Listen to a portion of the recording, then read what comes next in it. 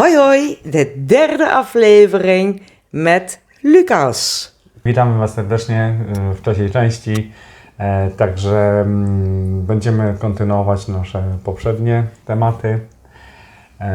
Każdy z nas w naszym życiu osobistym, personalnym miewa różnego rodzaju zawirowania między swoimi najbliższymi. Czy to między synem i ojcem, czy to ojcem i córką, czy też matką i córką, czy matką i synem lub z rodzicami między sobą. Po prostu wszyscy ulegamy naszemu umysłowi. Dalej jest to tylko umysł, który jest pierwszy i zawsze chętny do tego, aby wyrazić swoje zdanie lub swoją opinię na dany temat lub na daną sytuację. Przede wszystkim wiąże się to z oceną, po prostu oceną kogoś lub danej sytuacji.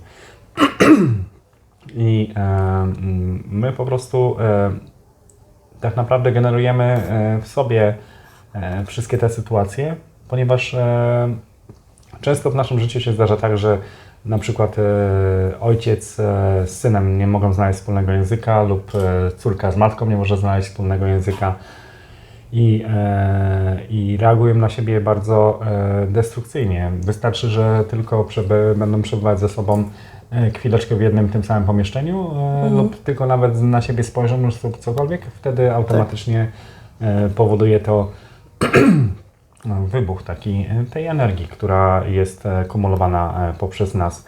Wszystko tak naprawdę bierze się z naszego dzieciństwa, którego tak naprawdę albo nie pociągnęliśmy jakiejś energii od danego rodzica, czyli na przykład w przypadku syna od ojca na przykład nie pociągnął energii męskiej, albo od córki od matki energii żeńskiej, która tak naprawdę jest bardzo potrzebna do stworzenia solidnego filaru własnego poczucia swojej własnej wartości.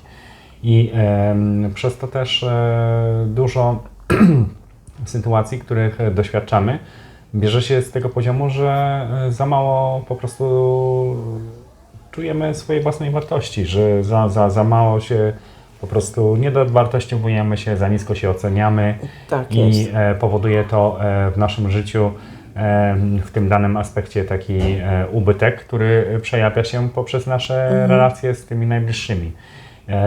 Lub często mamy, do tego dochodzi jeszcze stany emocjonalne i te stany emocjonalne powodują to, że na przykład odczuwamy żal, że jest na przykład żal tego, że na przykład ta matka jest taka, albo na przykład żal tego, że tak byłam traktowany, albo byłam traktowana, albo na przykład, że ten ojciec jest taki i odczuwamy po prostu żal.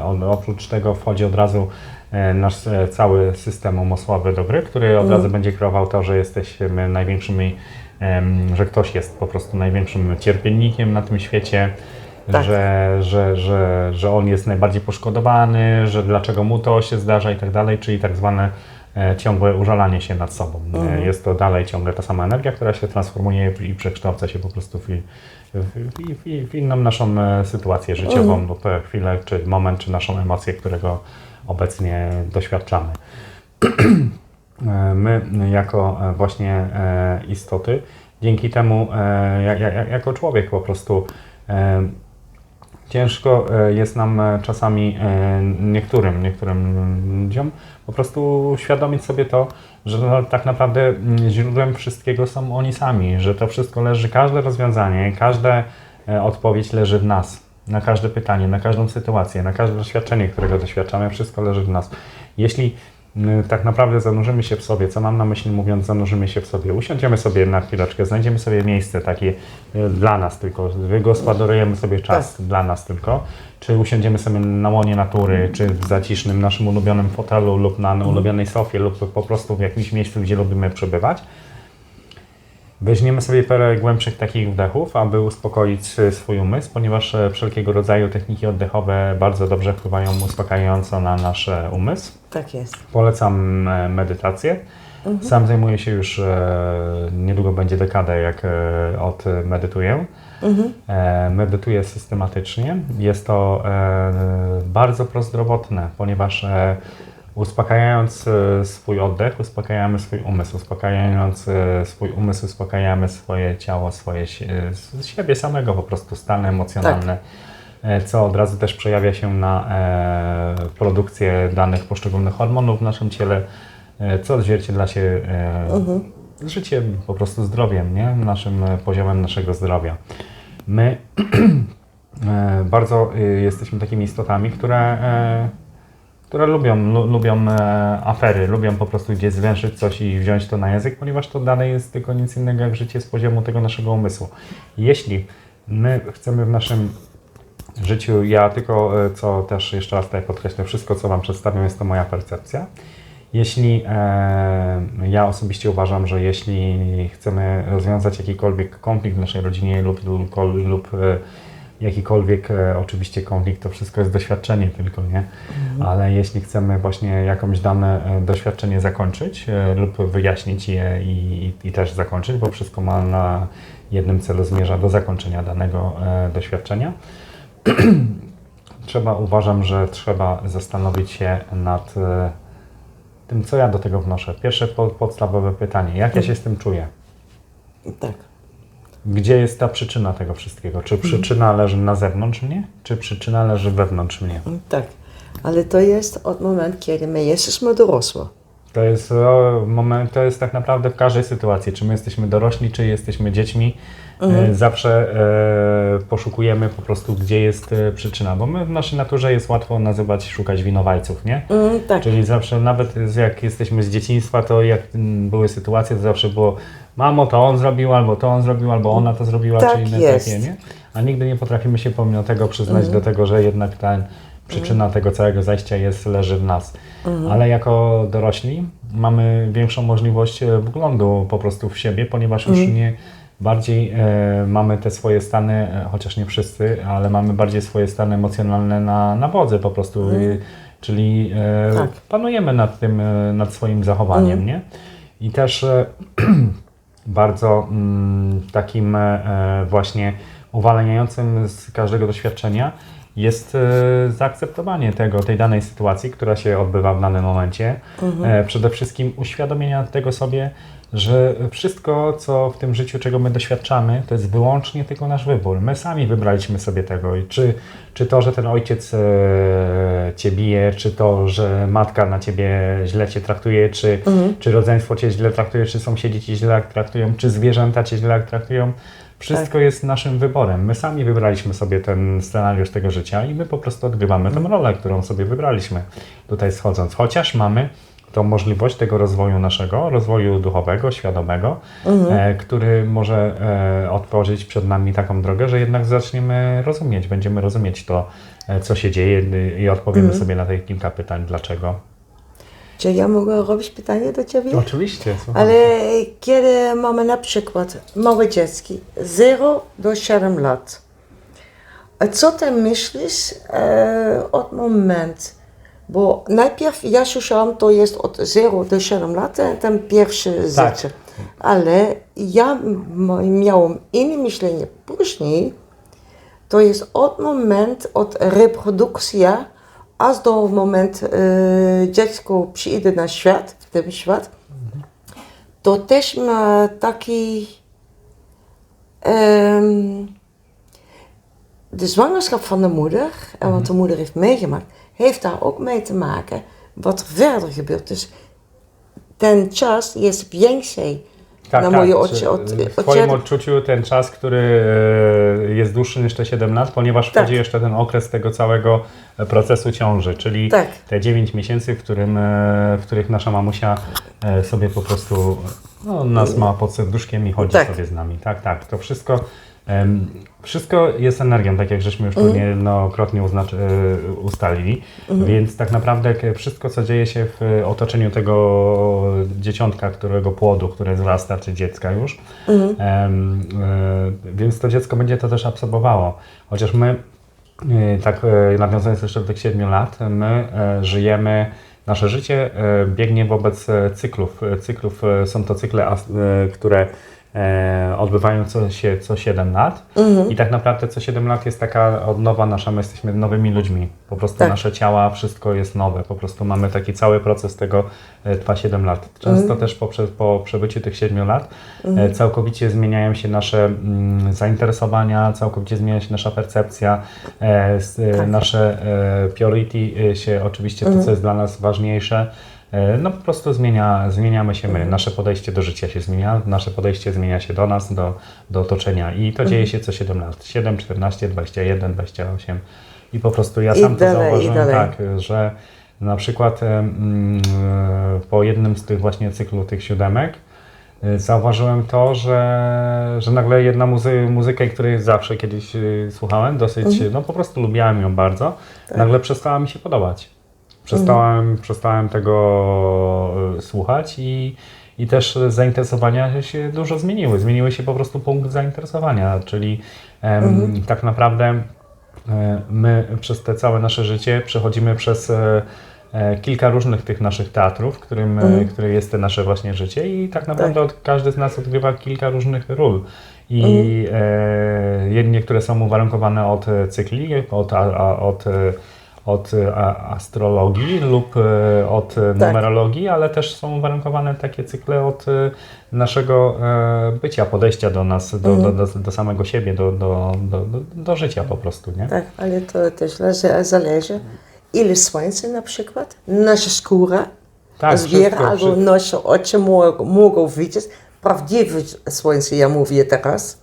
Tak, jest tak, że wszystko, tak naprawdę wszystko jest jednością. To jest jeden taki wielki krąg życia i te wszystkie poszczególne małe aspekty składają się na całość i każdy z nas tak naprawdę każdego dnia otrzymuje taki kawałek tego tortu, ale tak naprawdę patrząc od początku począwszy, od poczęcia do samego tego ostatniego dnia naszego tutaj, jest to jeden wielki tort i my każdego dnia po takim malutkim kawałeczku zbieramy sobie. Niekiedy są okruchy, niekiedy są jakiś kawałek duży, większy, mniejszy.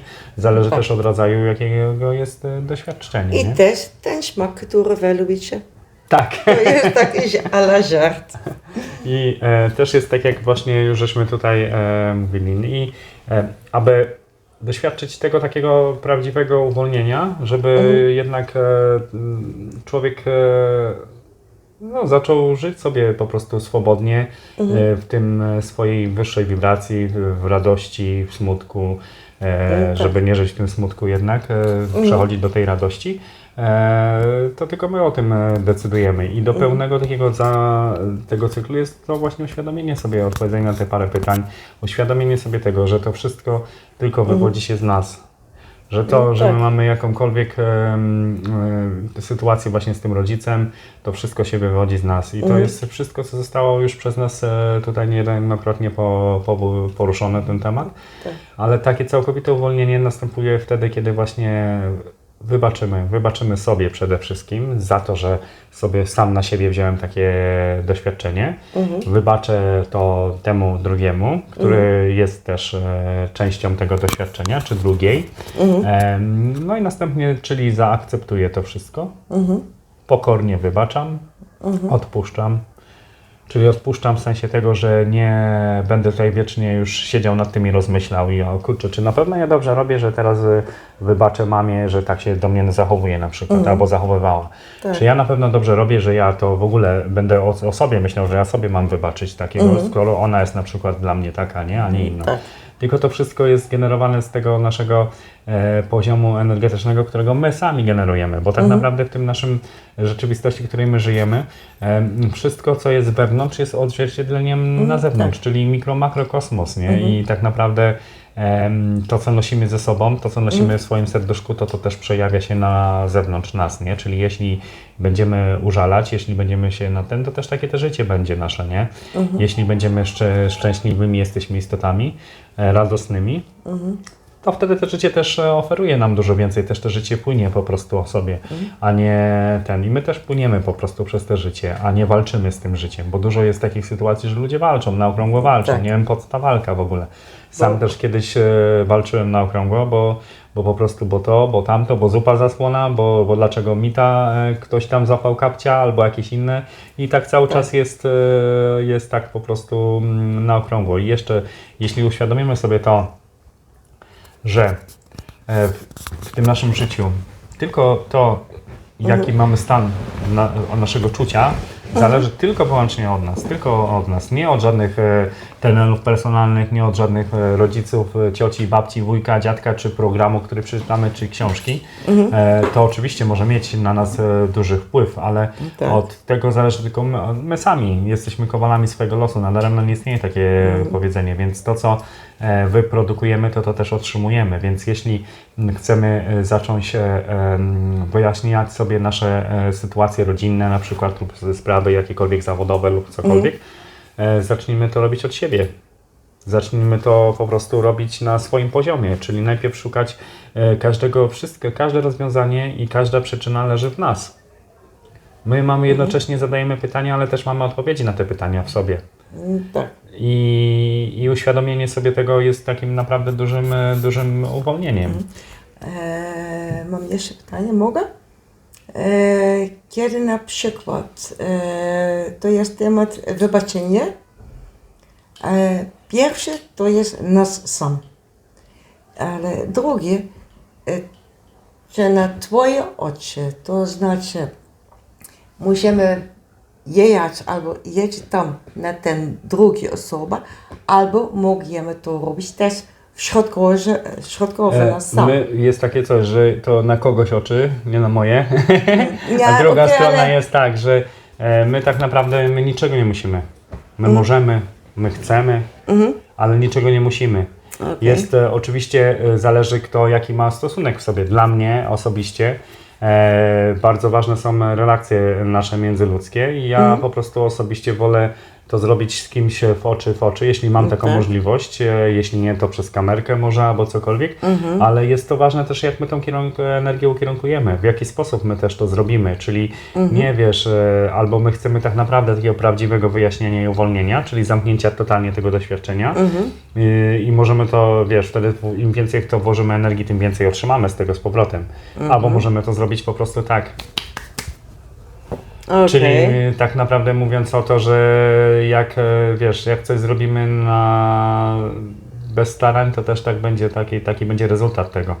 Okay. Czyli im więcej energii zaangażujemy w to, tym więcej końcowy rezultat będzie. Nie każdy z Was sobie oczywiście znajdzie swoje własne rozwiązanie i odpowie sobie sam na te własne pytanie, co dla niego jest najważniejsze i najlepsze w jego życiu, bo tylko każdy z Was, czy Ty, czy ja, czy Ty, tylko wie, co jest dla niego najważniejsze i jak najlepiej rozwiązać swoje własne sytuacje, ale a odpuszczenie, wybaczenie i pokora, przede wszystkim wdzięczność do tego kogoś za to, że on jednak wziął sobie, bo to wszystko są tutaj w tej rzeczywistości, to są kontrakty energetyczne, które my podpisujemy też przed zejściem tutaj na przykład. No i na przykład ustalamy sobie z naszą mamusią albo tatusiem, że my jako nasza dusza, czyli jako nasz duch, chcemy doświadczyć pewnych danych sytuacji, nie? Ale to wiąże się z tym, że będzie to obciążeniem dla tego kogoś, bo tutaj tak dalej powracamy do tego tematu, jest teatr. I w tym teatrze albo przyjmuje ktoś rolę kata, musi być jakiś kat, jeśli jest druga strona odbiorca tego, nie? Więc albo ktoś przyjmie rolę kata, albo ktoś przyjmie rolę ofiary, nie? Więc jest takim tym. I to jest cała budowa tego naszego tutaj Matrixa, że my przybieramy ciągle, tak jak mówiliśmy, te maski. I albo jest ktoś katem, albo ktoś jest ofiarą.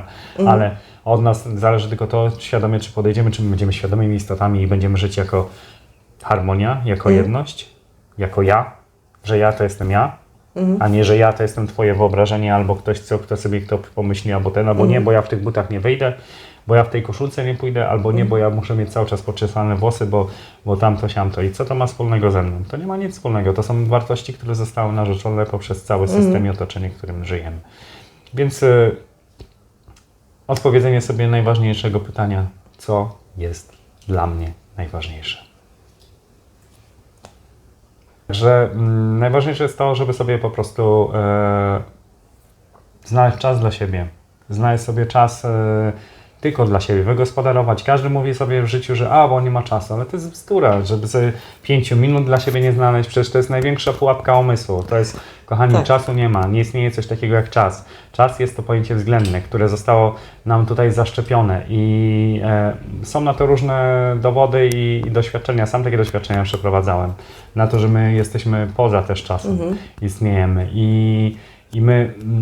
To jest dalej ciągle ta gierka tego umysłu, nie? Że jak można nie mieć, najlepsze wytłumaczenie, nie? Nie ma czasu, że ktoś nie ma czasu. Tak jest, ale również jest, kiedy ludzie mają fajny czas idzie szybciej, kiedy ludzie nie czują dobrze, czas jest tak powoli. Bo to wszystko jest część tej gry. No tak. To jest część tej gry, to jest wielka jedna duża gra, którą my właśnie gramy i też tak jest, ale jest też tak, że jeśli my coś robimy takiego wspaniałego i cudownego, z czym my się dobrze czujemy, to w tej iluzji, bo to jest iluzja, tutaj jest Maja, inaczej Maja, czyli iluzja. To wszystko właśnie tak my odczuwamy. To jest nasza percepcja, która odczuwa w danym momencie, że dla kogoś płynie dwie godzinki się robiło tak, bo on sobie na przykład czytał książkę albo malował auto, a inny sprzątał, a jeszcze inny budował, albo malował obraz na przykład, albo cokolwiek. I czas tam, gdzie jest poświęcony taki, gdzie on spędza tego, jest w naszym odczuciu, że płynie jednak szybciej, nie? Ale to dlatego, że my wygenerujemy ciągle ze sobie jakieś dziwne oczekiwania. Bo my oczekujemy. Jako człowiek oczekujemy. I to jest taka niewola. To jest jeden z tych takich szczebli, które wchodzi w tą naszą klatkę, tego więzienia, takiego niewidzialnego, który jest stworzony z wiekiem poprzez naszą percepcję, poprzez naszą system wierzeń, system przyzwyczajeń, system przekonań i wiary czy czegokolwiek. No tak, niewidzialne kajdanki. Każdy sobie to obejmuje i poprzez to, że ten umysł tak jest skrupulatnie przytrzymuje tego, bo jego zadanie jest takie, żeby tego przestrzegać. Ale przecież ty tego nie lubisz. Ty tego przecież ty tak nie robisz, ty tak nie chodzisz, ty nie tego, nie? No i to jest takie właśnie wewnętrzna walka, która tylko jest na tym jedna strona, która traci, jest to nasze ciało, ponieważ ciało one doświadcza w tym momencie dysharmonii i one będzie się po prostu psuje się, po prostu przyjmuje tą zepsutą energię i się psuje, nie? Dlatego, aby zadbać o swoje ciało, zadbajmy o swojego ducha. Ponieważ kiedy zadbamy o ducha, wtedy też zadbamy o ciało. W tym aspekcie, w którym my żyjemy, można też przedstawić tak, że my jesteśmy tak naprawdę, cała kreacja, żeby się prawidłowo zadziała, musi to niczego nie musi, następuje połączenie nieba z ziemią. I to jest, w aspekcie nieba jest duch, który jest jako myśl. Czyli nawet jest takie istnieje, że pierwsza była myśl, nie? Pierwsze było słowo. Tak. A to jest myśl.